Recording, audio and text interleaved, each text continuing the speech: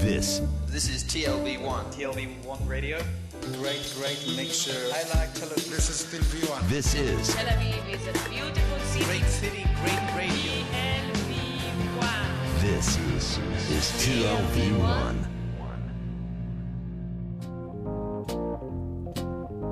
From the TLV1 studios in Tel Aviv, Israel, it's Lewis Live! That's host, me, Ari Lewis. Good evening, everyone. Hope everyone is well. We have a great show tonight. We're going to have Tal Henirch from CNN talking about Maccabi Tel Aviv. Raphael Gellar talking about Israel's chances in the Euro. Sagi Muki fresh off his silver medal victory in the Grand Prix in Kazakhstan. We'll talk some fencing, wrestling, and a little more. But first things first, the World Series begins tonight, and we're going to discuss that in detail with ESPN's Bram Weinstein. Bram, welcome back to the program. Hey, how are you? Doing great. You know, this was not the World Series matchup that most experts had. A lot of people had Nationals, Angels, or some people had the Cardinals going in. I looked up the Vegas odds. The Giants were 20-1. The Royals were 50-1. If the Royals pulled this off, are they the biggest upset winner since the Miracle Bets of 1969? I think that's a possibility. They hadn't been in the playoffs in almost 30 years. They've been arguably the worst franchise for probably 20 to 25 of them. Their general manager had laid out a plan about 5 years ago to really stockpile picks and just start building from the ground up, and they did, and it's paid off. I mean, that doesn't always work out, but it has. And this matchup is historic. This is the first time ever that two teams who didn't get to at least 90 wins in the regular season are playing one another. So there isn't anybody that saw this coming. Even when the playoffs started, there isn't anyone that saw this coming. Yeah, even before the playoffs, the Royals were, I think, 15-1 to win the whole thing. That's when the postseason started.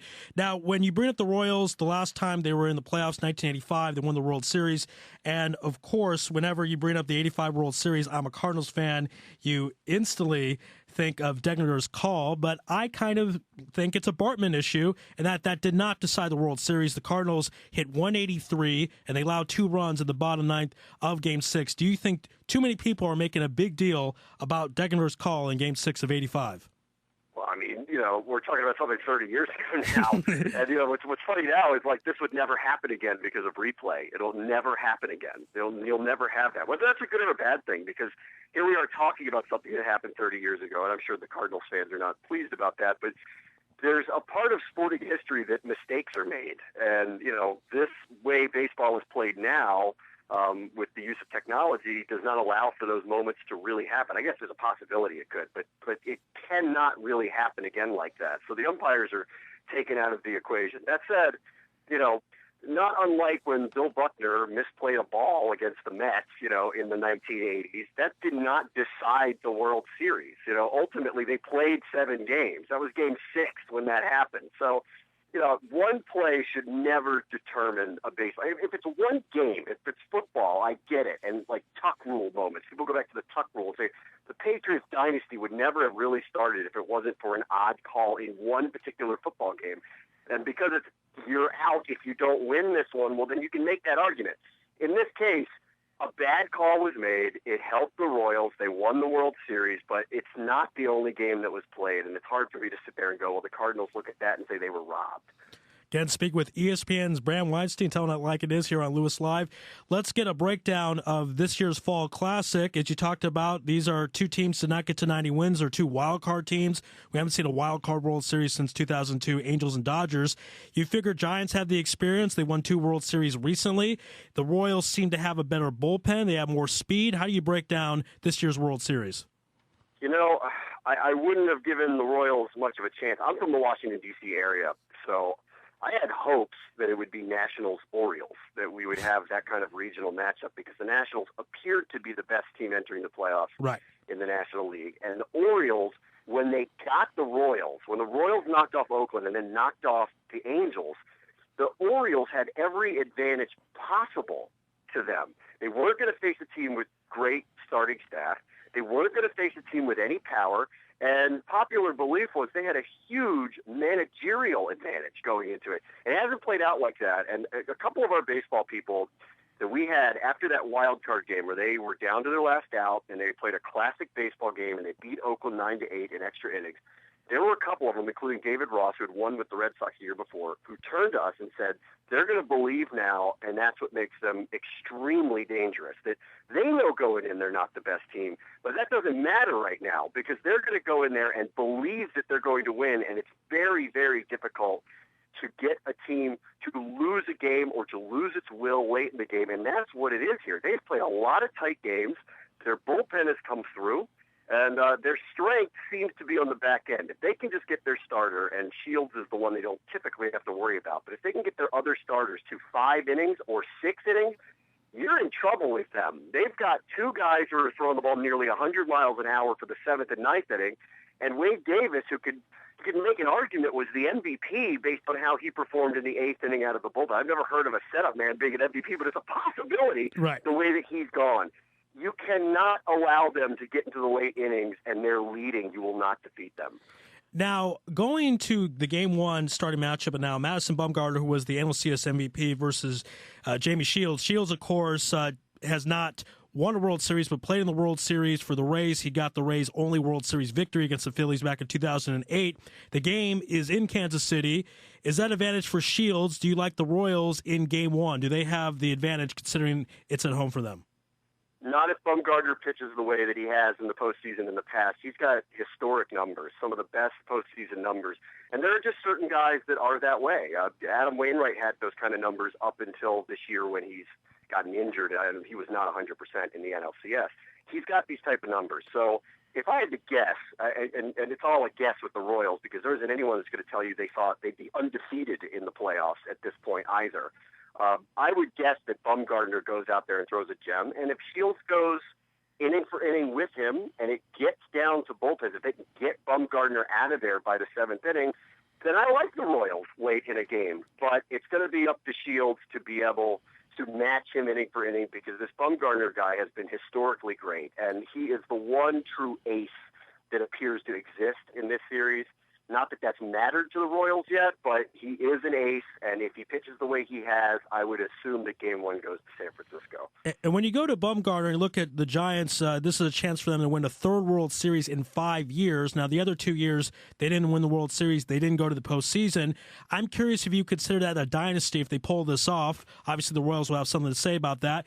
And when you look at potentially the legacies of a guy like Buster Posey, who's kind of the next Derek Jeter, if you will, and Bumgarner's, you could say, a bit of a Kurt Schilling. You have Lincecum, who's on the team. He's won 2 Cy Youngs. So if you guys talk about potentially what this means legacy-wise for the Giants as a team and some of the players in the squad. I think it says most about Bruce Bochy, their manager. This would be one of the most mediocre team dynasties I think we've ever seen in any sport. This is not a team of stars, and it hasn't been throughout this run. And one of those years when they didn't make the playoffs, Posey got hurt and got hurt early in the year and didn't play. He's obviously their best player and best hitter. They don't have a ton of power. They don't have a ton of speed. Their true ace this year, outside of Bumgarner coming in, was Matt Cain. He's not playing right now.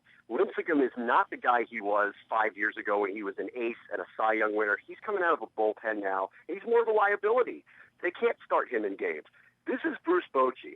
This is a Hall of Fame manager now, and I think we're recognizing that he has figured out whatever the magic recipe is to get players to play well in the postseason. He has figured that out. When they get there, they get dangerous. But this is not, the A's in the 70s or the Yankees in the 90s where you look at those teams and you go, it's hard for them not to win based on the personnel that they have. You look at this team, and they're not the best team in their own division, and that's the way it played out. And they're probably, of the group that got into the playoffs, they're the 3rd or 4th best team, and yet they've figured out how to do it, and that has occurred now 3 times in 5 years. I think this is all about how Bochy has figured out how to push the right buttons. Mm-hmm. So credit goes to Bruce Bochy and on the verge of potentially winning a 3rd World Series title in 5 years. All right, last question before we let you go. Let's go pick'em time. Who do you like in the series and how many games?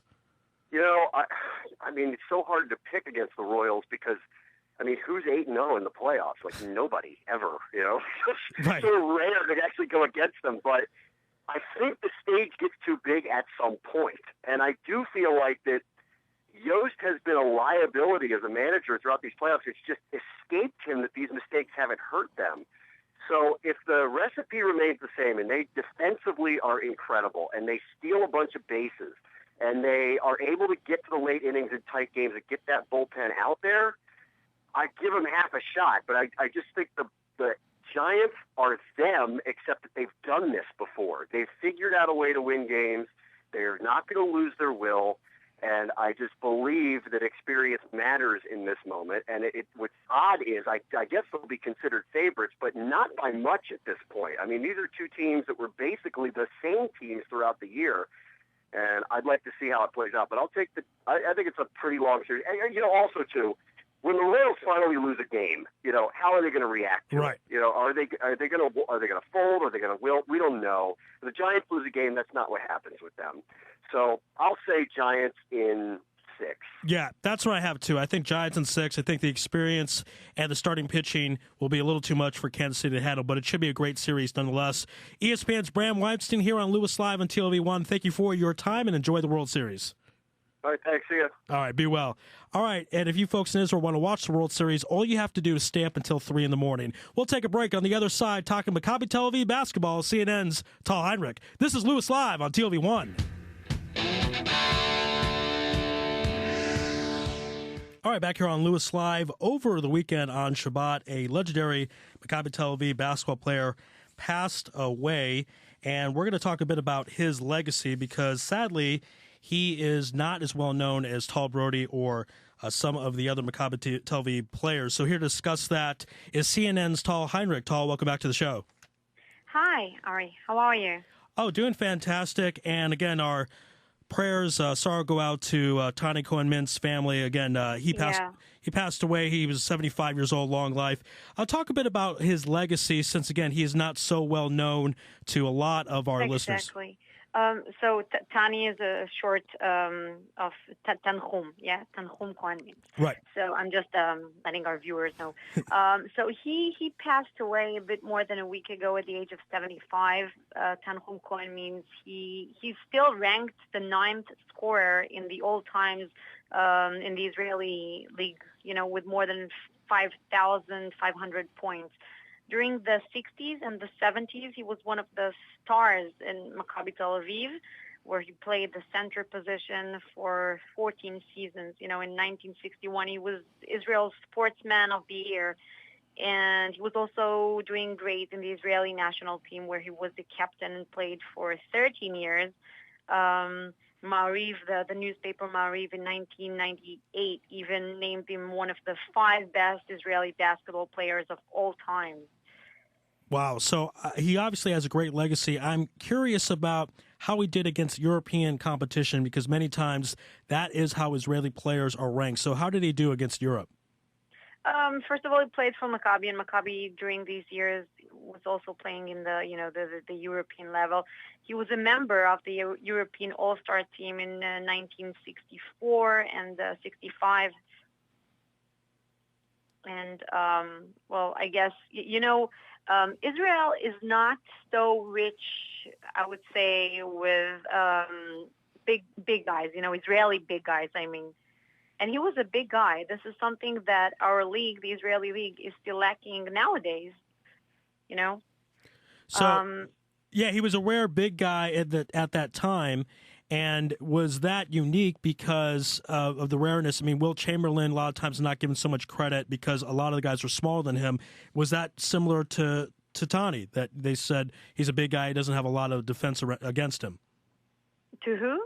To Tani, meaning if he's a big guy, so did they underestimate him because the level of competition was not as tall as him? Could be, but even not comparing to players back then. Speaking about today, how many big guys do we have? How many Israelis? And he did it back then already. Right. So it was even more special than today. Even today, a guy like Ido Kojikawa is considered to be, something precious to our league because we don't have these guys as much, And it's also a disadvantage of the Israeli national team, For sure. Again, speaking with CNN's Tal Henirch, I'm also curious because I mentioned at the top of the segment that he is not as well known as, let's say, a Tal Brody. I want to know why that is. Tal Brody's Mr. Israel basketball. He's a diplomat, all this kind of stuff. And when I say Tani Cohen-Mintz, a lot of people have never heard that name before until tonight's broadcast. So tell us why that is. So first, it could be because he was never considered to be an NBA player like Tal Brody, or never actually played in the NBA like Omri Caspi and Galmeko. These are names we hear consistently, all the time. Also, you have to remember that at the time, the Tani Cohen played basketball games were rarely broadcasted on national television. And of course, nowadays, games, basketball is everywhere. Maccabi Tel Aviv is everywhere. And he won 9 championships and cup finals, 9 cup finals with Maccabi. People know his name. Maybe even young kids today, they recognize the name, as a local legend, but maybe they don't even relate it to face or to certain games, like we do with contemporary stars of basketball in Israel.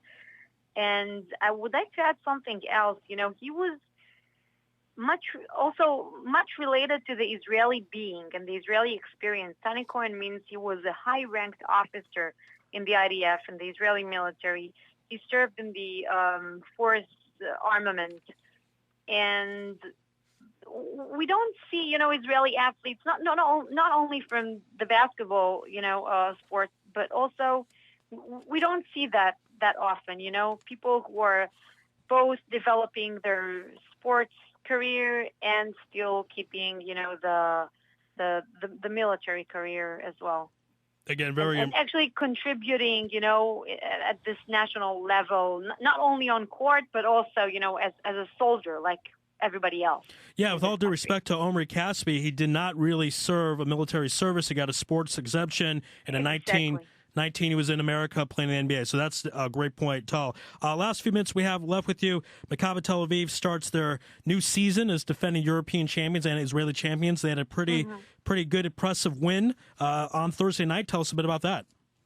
So Maccabi won its first EuroLeague game against the French team Limoges, yeah.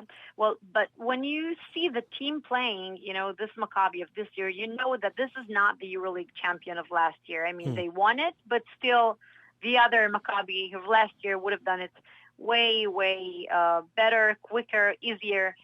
It is only the outset of the season. We have to remember, and there are still many adjustments that need to be made, so Sophocles Choltianitis played in that game for the first time this season. He had some weight issues, right, and something in his eyes.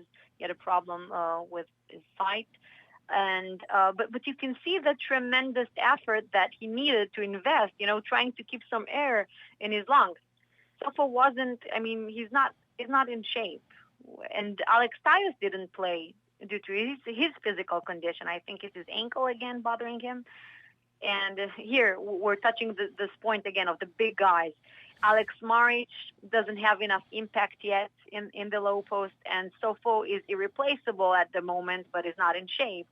So maybe letting Sean James go, has turned out to be quite a mistake, I would say. Yeah, and Sean was on this program after they won the European Championship, and you just kind of could tell how important he was to the team, even though he played less last year. But yes, in hindsight, obviously hindsight's 2020, they shouldn't have let Sean go. Hopefully they'll rebound from that. The French opponent, they took 19 rebounds. And, well, this is not a new problem of Maccabi. It's an old new problem of Maccabi, but they will need to solve it somehow. But there are good news as well, coming from the guard line direction. I mean, Jeremy Pargo, he's having fun, Ari. Yeah. It looks like he's just happy to be here after a terrible season in Russia on his end, and he's the boss on court. He's setting the tone, and when he has a great athlete like Marquise Hines playing next to him, this seems like a really promising crew.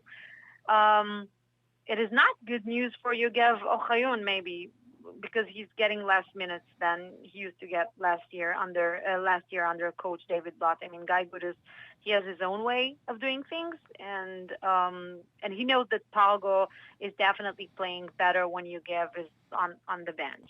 Yes, again, Jerry Pargo, good to have him back in Israel, Mr. Clutch, as we like to call him.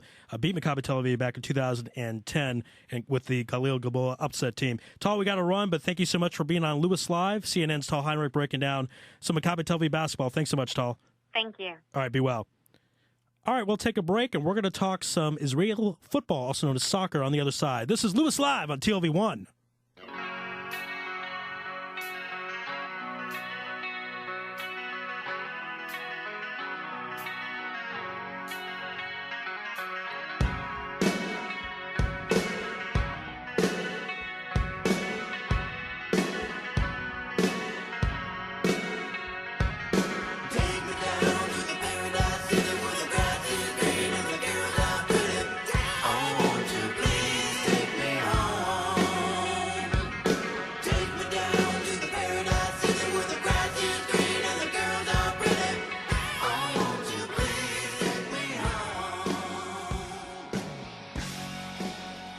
All right, back here on Lewis Live for the first time since 2006, and for just the second time since joining the UEFA over 20 years ago, Israel has won its first two matches to begin a qualifying campaign. And here to talk about that is Lewis Live's soccer expert, Raphael Gellar. Raphael, welcome to Lewis Live. Thanks, Ari. How you doing? Hey, doing good. And there's so much to talk about. This is a very exciting time for Israel soccer. And tell us why the Israel team has been able to be successful in qualifying for the Euro 2016, and potentially, excuse me. Well, first part is the competition. The first two matches weren't against very good teams. Obviously, Cyprus have had a nice history, and they just came off a 2-1 victory over Bosnia, but realistically, that was a game that Israel was supposed to win whether Bosnia won or not. They took care of business in Bosnia. They flew to Barcelona and then took the bus to Andorra, and they were supposed to beat Andorra. So to be honest, the first two games were expected. The Cyprus match maybe was a bit more challenging because of some of the talent they have and because it was in Cyprus, and psychologically all the Israeli players who played in Cyprus this summer for their clubs, like Maccabi Tel Aviv, Hapoel Beersheva, and Hapoel Tel Aviv didn't do so well this summer there. And, of course, they had to play there because of the war, and they weren't allowed to play in Israel. So to answer your question simply, the competition wasn't at a high level, but as I think I saw on your website, now's the games. Now Bosnia is up in November, and that's going to be a huge match. Now, this team, you're talking about they had to deal with less competition, but they do have Tal Ben Chaim, Omer Damari. Do you think this is a better team that perhaps Israel's put out in recent years? Well, I think something that a lot of journalists have been talking about is just the group of Israelis playing in foreign countries, Spain, Belgium, Switzerland, Russia, etc., are actually getting playing time. In previous campaigns, the players, really struggled getting on the pitch. Let's say in Germany or England and stuff, but now we have players in smaller leagues, still very good leagues, getting very good minutes. Omer Damari, as you mentioned, is one of the best players so far in the Austrian league, which is a very good league.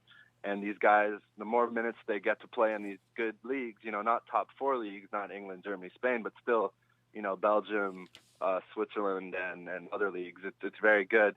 And domestically, Maccabi Tel Aviv have had a lot of success the last 2 years, obviously.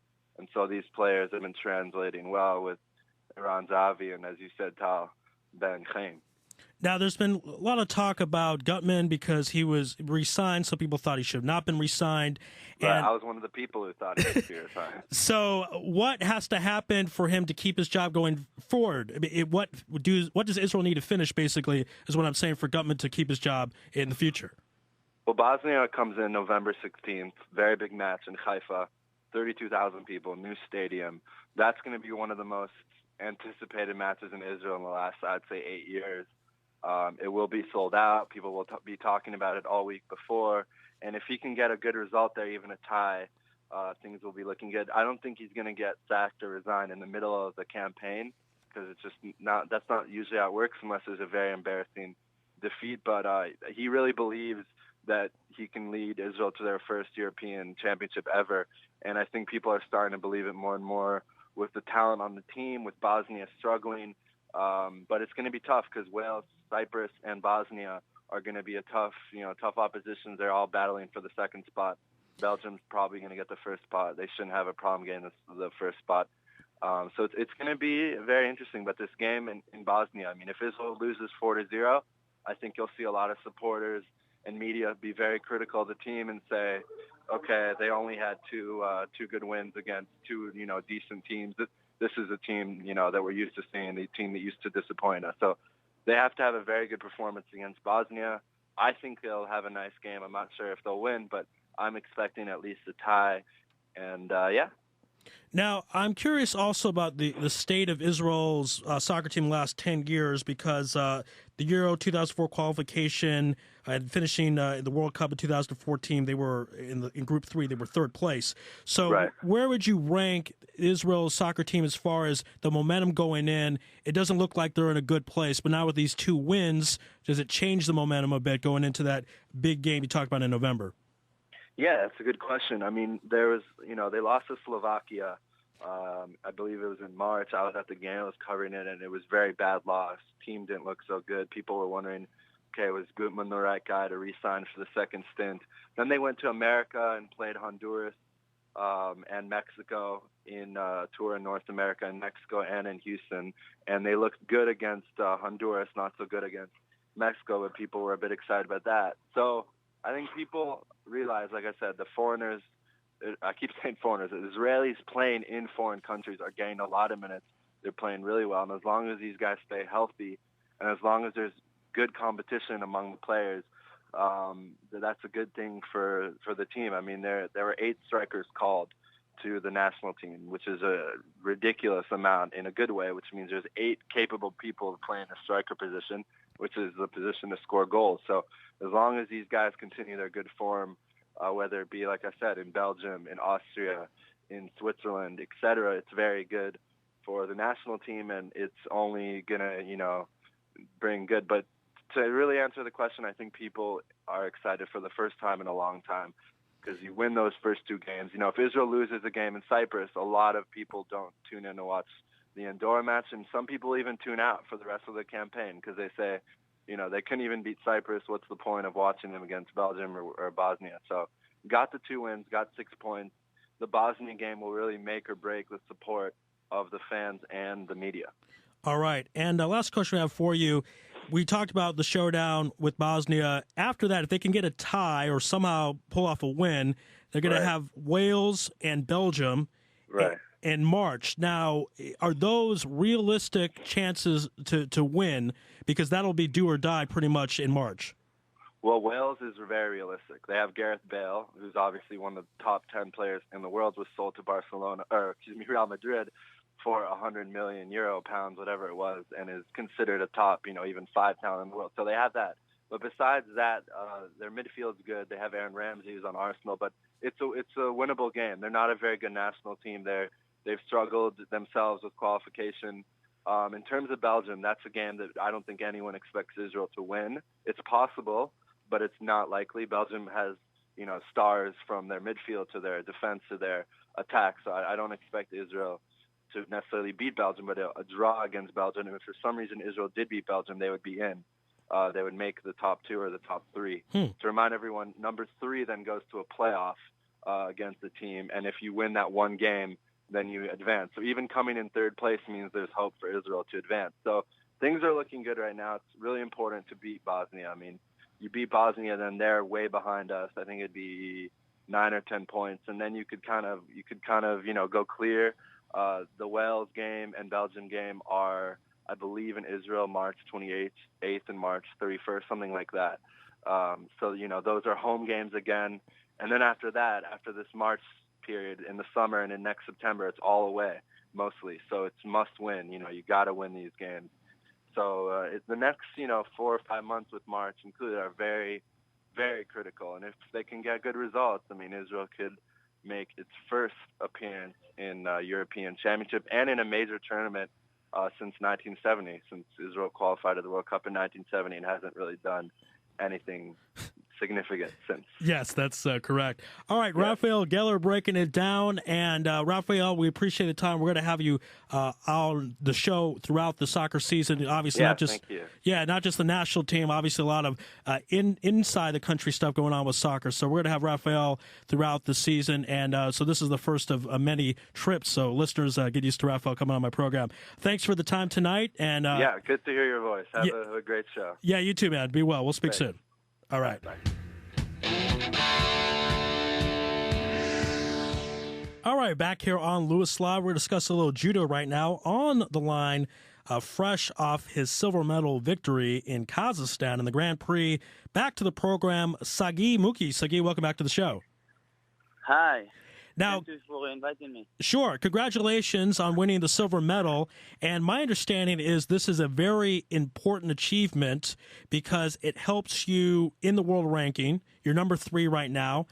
And it also will help you towards the Olympics. Tell us about that. Yes, it keeps me high in the world ranking, and it's very important point for the Olympic Games.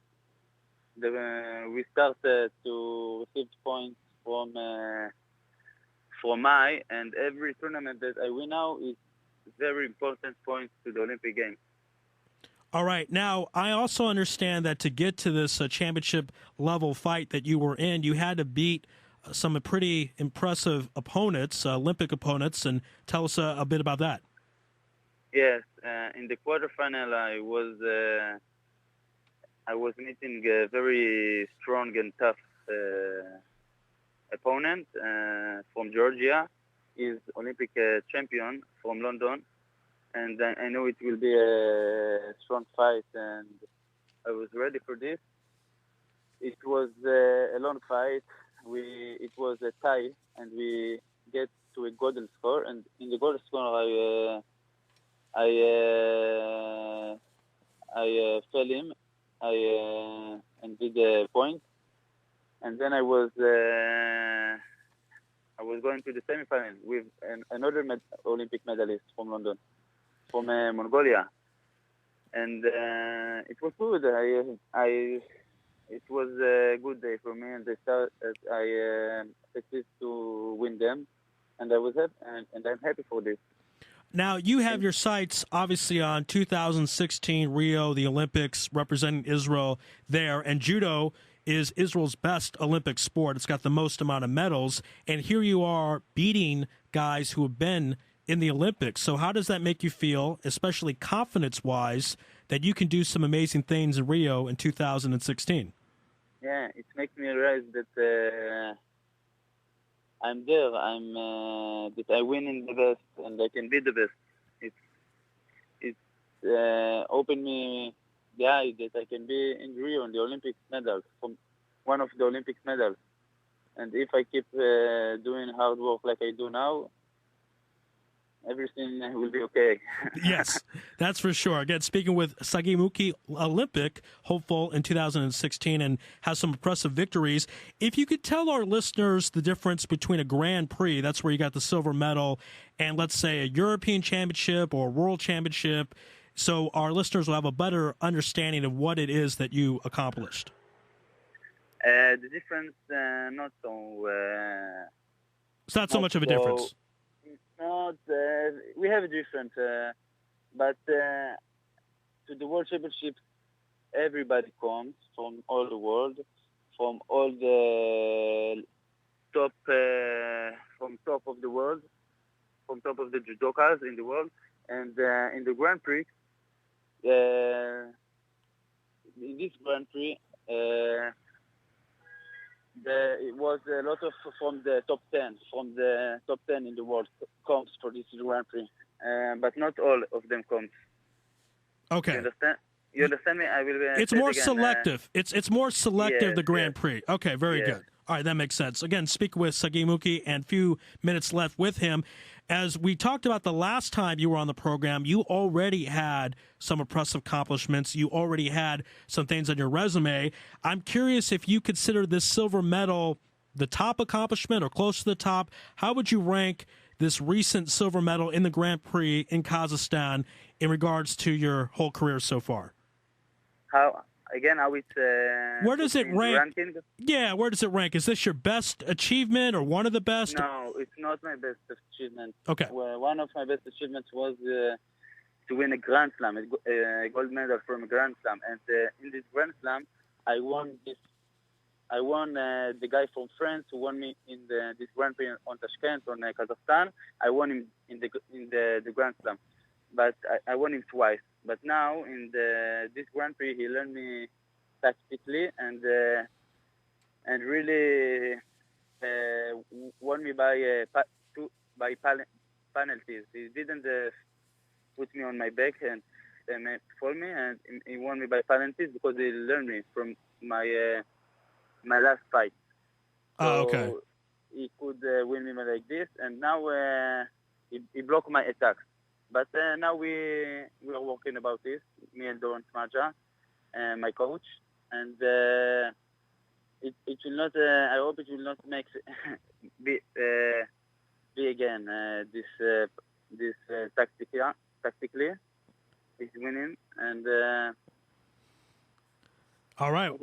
Yeah, that's something to look for, obviously, in the future, how to defend against that. Again, Sagi Muki here on Lewis Live, the third-ranked judoka in the world at his weight class of 73 kilograms, fresh off his silver medal victory in the Grand Prix in Kazakhstan, and, of course, Olympic hopeful in 2016 in Rio. Sagi, congrats on the accomplishments, and we look forward to future achievements. And, of course, we'll have you back on Lewis Live in the future. So thank you so much for being on the program tonight. Thank you for inviting me. All right. Be well. All right, we'll take a break. On the other side, it's fencing. This is Lewis Live on TLV1.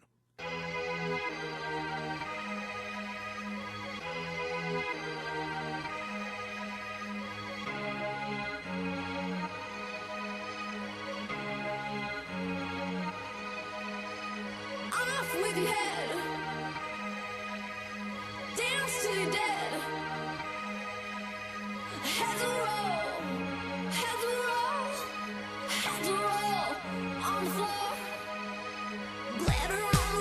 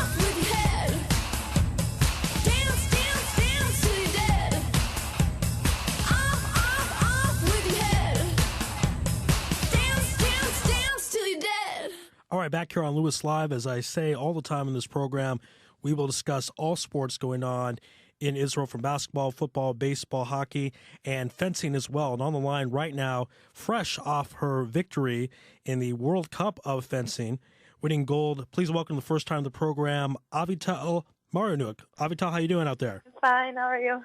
Doing great. Now, you have had, even though you're very young, you're in your early 20s, you have done fencing for a while, and you've had some impressive victories, but is this recent victory in the World Cup, is this your best victory? The best, yes, but it's junior. I were third in the Europe Championships. Okay, right. Great. Right, so you've done very well in the European Championships, but this was the World Cup. This is the top of the top, and you won the gold. You did the best. So as of now, this is your most prized accomplishment. Yeah, it's the best one. Now, we've had Maor Hatuel on the show. He's obviously a champion fencer, and he talks about how he trains. I'm curious, as a champion, how you train, how many hours a day, and what type of regiment do you do in your training? I train at the morning with my trainer for 2 hours. Then I go to work or something. And then I turn back at 6 in the evening for 3 hours to practice with another. So that's a lot of training. And a lot of people, when they grow up as kids, when they're growing up, they want to be certain people or play certain sports, have certain dreams. What made you want to go into the sport of fencing? When I was young, my trainer told me for this that there is a fencing, and you are an athlete, and you can come to us and join us. And I thought it's a great sport, not like it's unique, it's special. Okay. Yes, for sure. I was thought, yeah, and I liked it, and I thought it's can be a good one to practice. I were in dancing till 10, and then I went to fencing. So you've been doing this since you were 10, and what's interesting is the amount of hours you train. It reminds me again of what Maor Hatuel said on my show. He said he considered himself lucky, but he said, the harder I work, the luckier I get. That's a quote from Thomas Jefferson. And I'm curious, how much or how often do you speak to Maor Hatuel about being a better fencer and what it takes to be a champion? So we are friends, good friends, yes. I can take from him advice. All right. Now, what's interesting is that you're also, in addition to fencing, you also work as a model. So I find that interesting. When you go into competitions, do the other opponents say, "Oh, she's too pretty to fight," and not take you seriously because you also do modeling? No. There are many fencers at the world that have modeling, and it's fun. It's okay. All right, very good. And tell us, what are some of your goals going forward? You have this big victory in the World Cup. You win the gold there, and this is your best victory so far. What are you looking to do in the future? This week I will be in Italy in another World Cup, and then another this year. And at the last, I have European Championship and the World Championship, and then I want to go to European Olympics. It's the first time that we have like this European Olympics. It's like the first time. It will be in Baku, in Azerbaijan. And I want to be there. Sure, absolutely. Yeah. All right, well, we wish you best of luck on that. Again, congratulations on winning the gold in the World Cup of fencing, and good luck to you moving forward. I hope you win a lot of championships and represent Israel in those championships as well. Thank you for your support. Thank you. Sure. Thanks. All right, be well. Bye. All right, Thank you. Bye. All right, that was Avital Marionuk, who just recently won the gold in the World Cup of fencing, and we look forward to following her career later on down the road. We'll take a break, and we'll have some sumo wrestling on the other side. This is Lewis Live on TLV1.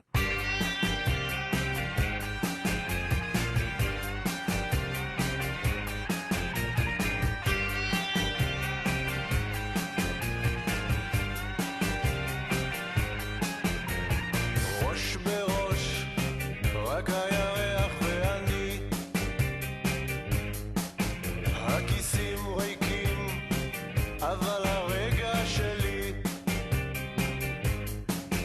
עוד יום נגמר, והראש כבד עליי, חייב לזוז, רק לא להירדם, נצבע את הלילה בלבן, נכבוש את העיר וניקח את הזמן, בלי כסף, בלי להביט לאחור, נשאר שפויים עד שיגיע האור.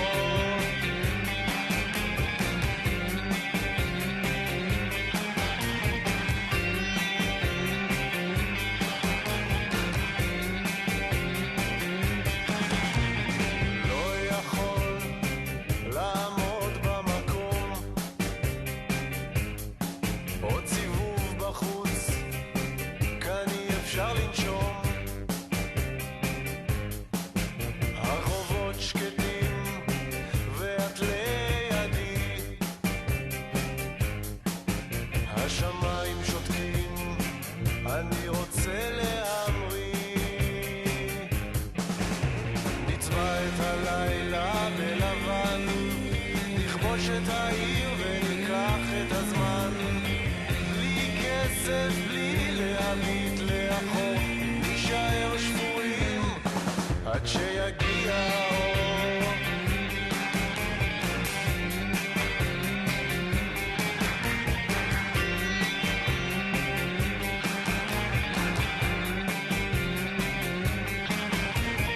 ראש בראש עד שיעלה השחר,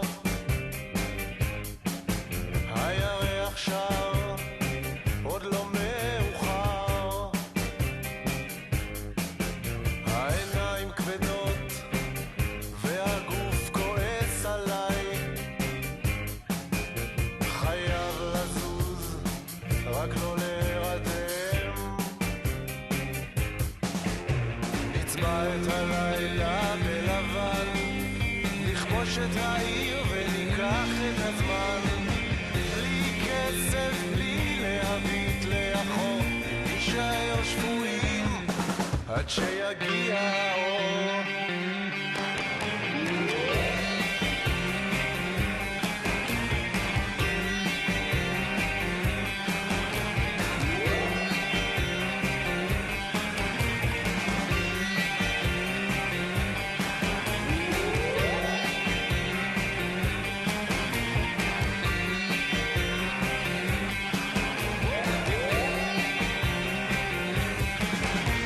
נצבע את הלילה בלבן, נכבוש את העיר וניקח את הזמן, בלי כסף, בלי להביט לאחור, נשאר שפויים. All right, back here on Lewis Live, we have a very special guest. He is here for Japanese Week, which is going on in Jerusalem. He is a legendary sumo wrestler who's done a little everything from acting in films, making music, and a lot of charity work. It is a big Lewis Live pleasure to bring on the big man, Mr. Konishiki Yasokichi. Konishiki. Hey, how's it? How you doing? Great to have you here. I'm good. I'm glad I'm in the Holy Land, man. Oh, yeah. Well, it's definitely a pleasure to have you. I got to say, first of all, you're a big gentleman. When you wrestled, you were 287 kilograms, and you're 6 feet, 1 inch tall. And to tell you the truth, a lot of Israelis are small. Yeah. But have they been looking up at you like Godzilla? Like they have never seen anyone that big and been kind of a little intimidated by you at all? Well, the thing is, I still have the height, but I lost about 140 kilos. Oh, wow. Since my retirement. So I've been out of sumo for like close to 18 years now. But I started losing all that weight about 6 years ago. Because at my heaviest, I was like close to 700 pounds, huh? But now you're about 300 pounds, you'd say? About 350. Okay. 350, 360. So do they say, they look at you and they must assume you're a professional athlete or something? Do they come up to you and say, hey, how are you? Who are you? What are you doing here? Well, I noticed at the airport people were staring at me. So they weren't too sure. Yes. What is this beast? They're too sure. So. Now, you're here a part of Japanese Culture Week in Jerusalem. Tell us a bit about that. I find that very interesting because Japan and Israel have a very good relationship, especially over the previous summer. There's been a lot of interest going on between the two countries. So tell us a bit about what this week is all about. Oh, this week is like a culture exchange. We have people from Japan that flew in, some delegates that flew in to be part of tonight's ceremonies, opening ceremony. You have people performing, some Japanese artists just got here. You have Japanese food and stuff. It's a culture exchange. And my role here is to kind of represent part of the cultural side of the sporting side, which is sumo, and hopefully we can actually work something out to continue this culture exchange sometime in the summer next year too. So this is my first trip to Israel, so I'm very excited to see how the reaction is going to be tonight and stuff. Now, since this is your first trip, tell us a bit of what that's been like for you. Where have you gone? Because a lot of people, they come to Israel in their teens or 20s. You're coming to Israel later on in your life after you had this great career, after you've been in movies, music. So tell us what that's like coming for a person in this stage of their life, and tell us what have some of the things you've been doing when you got here. Well, I just got in this morning, in fact. Just got off the plane and just got at the hotel like 11:30 and so haven't really saw anything, but we're staying at this great place where my view is just the old Jerusalem right outside. The castles and everything is right outside my room. So wow, for me, I was a born raised Christian too, Protestant. My family, my dad is a preacher. My dad came here twice already, so he's been bragging about. That's the only trip he talks about is your trip. So I couldn't wait to come. So I was just with my dad a couple of weeks ago in Hawaii, and I was telling him I was coming here and stuff. So I was just excited because as a kid I grew up. I used to go for a Bible school for 7 years and stuff. So it kind of excited me to kind of come and see the Holy Land where it's where it's the real deal. Yeah, it's something you read about for all the years of your life, and then you actually see the places where everything took place. It's got to be very special for you.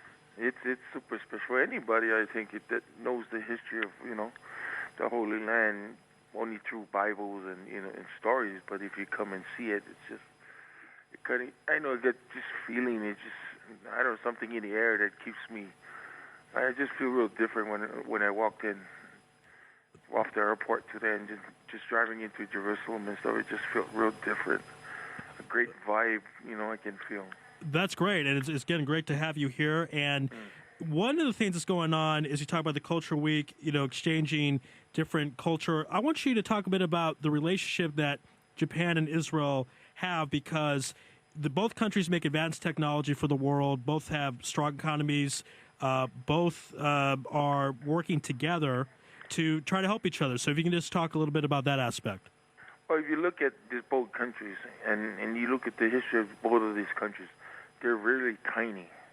And I talk about this all the time. And that shows you in itself how hard people work to get where they are in the world. Because Japan is just a little piece of rock in the middle of the Asian Pacific. And look at Israel. You look at your country, it's just like a little piece compared to all the other countries, but look how much leaders, or look how much you guys lead the world in a lot of categories. So I always see Japan always being like Israel in a way where they're very humble and just hard-working people.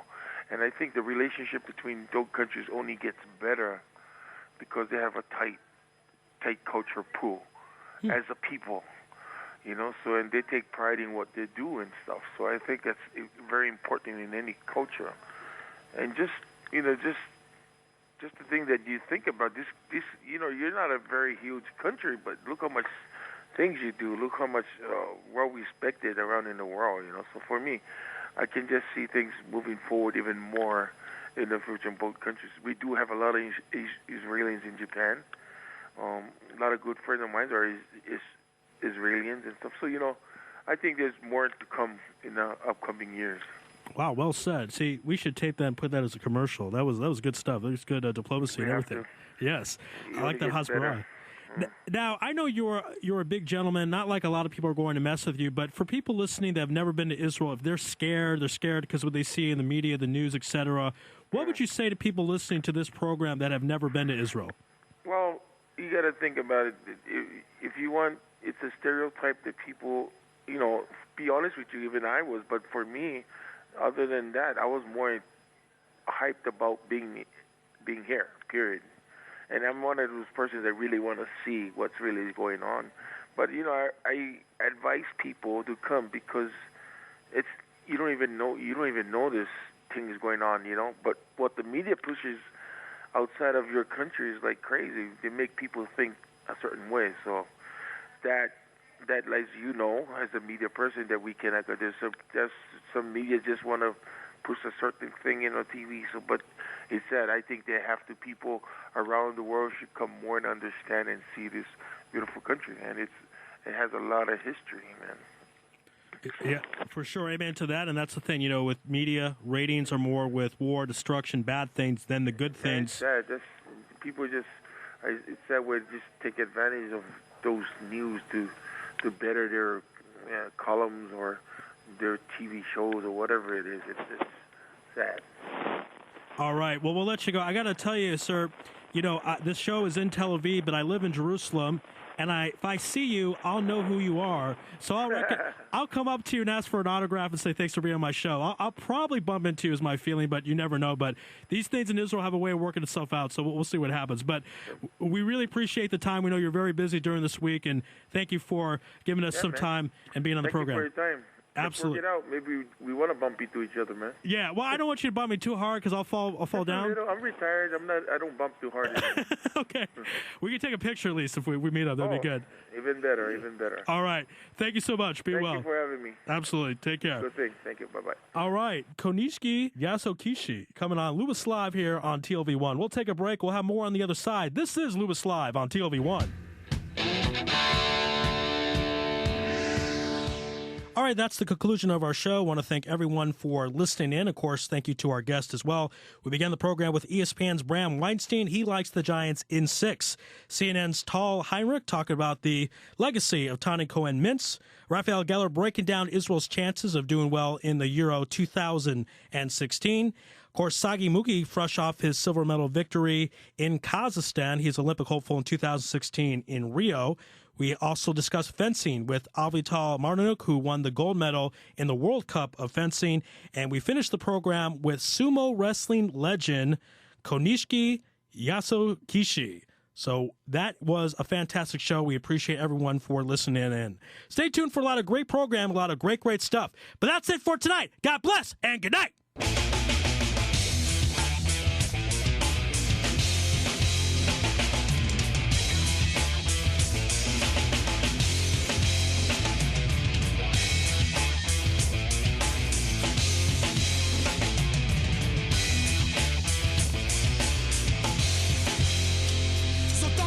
של גליציה, הפוגרום של ה-90 יבנה יבילדי השב"כ שוב נכנסים לתחתונים מה הם עושים? תודמו גידי ונימינים הם מפילים ראשים, הם מקסימים נשים אני סוחר מזומנים ואין לי ראש של נקבות שב"כ זה האישה שלי בכל המוסכמות ליבות טימברלנד ישר לראש של האומה רק השב"כ על הבמה אז תתכונן למלחמה מייטי, תרימו דגל לבן יותר לבן מלבן יותר כבוד מקזבלן כל הארץ בהיסטריה ניגריה פרק שב"כ סמך אימפריה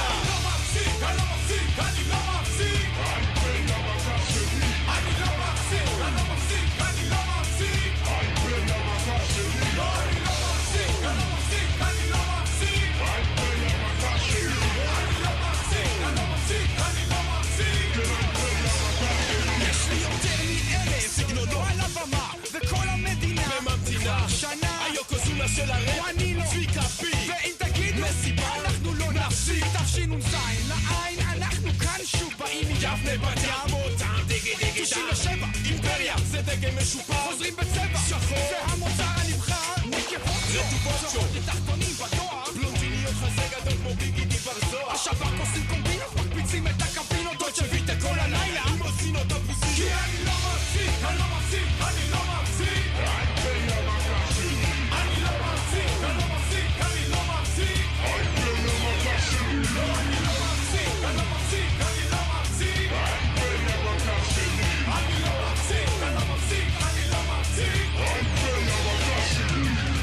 בחלון ישבתי תגידי פתח מקלט כיוונתי מין נצור לאוטומט מרסס בביגידי פאפה ביגידי מחסנית מלאה דיגידי תת מקלט ורובי קיבלי דיגידי דם דם דם זה לא שווה זה לא שווה אני לא מפסיק אני לא מפסיק אני לא מפסיק